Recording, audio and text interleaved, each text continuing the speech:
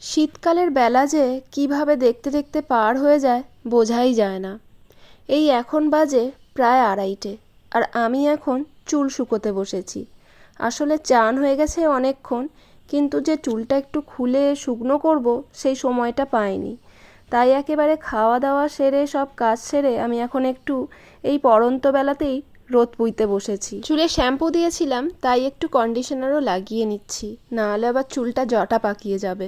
সংসারের সব কাজ সেরে সব মেয়েদেরই উচিত একটু নিজের যত্ন নেওয়া, তাই আমি সেরকমভাবে না যত্ন নিতে পারলেও টুকটাক এইগুলো তো করেই থাকি। তো এখন যেহেতু রোদ পুইছি এবং ছেলেরাও আমি ছাড়া ঘুমাবে না, তো ভাবলাম এইখানে বসেই ফলটা খেয়ে নিই। তাই তিনজনে এখন বসে পড়েছি ফল খেতে, আর আমার শাশুড়ি অনেকক্ষণই খাওয়া দাওয়া করে উপরে নিজের রুমে শুতে চলে গেছে।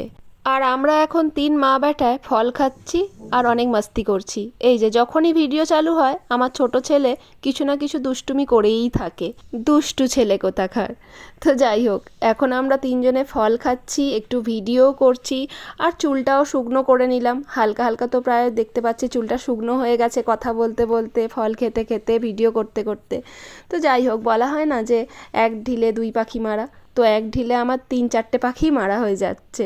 তো এই যে খুনসুটি হচ্ছে বাচ্চার সাথে। তো ফল খাওয়ার পর আমার ছেলেরা বলল যে আমরা আমাদের স্কুটার আর সাইকেল নিয়ে একটা করে স্ট্যান্ড করব, আর তুমি ভিডিও করবে, সবাইকে দেখাবে, তারপরে সবাইকে জিজ্ঞেস করবে আমাদের স্ট্যান্ড কীরকম লাগলো। তো আপনারা অবশ্যই কমেন্ট করবেন যে ওদের স্ট্যান্ড কীরকম লাগলো, আর ভিডিও ভালো লাগলে সাবস্ক্রাইব করে আমাদের পাশে থাকবেন।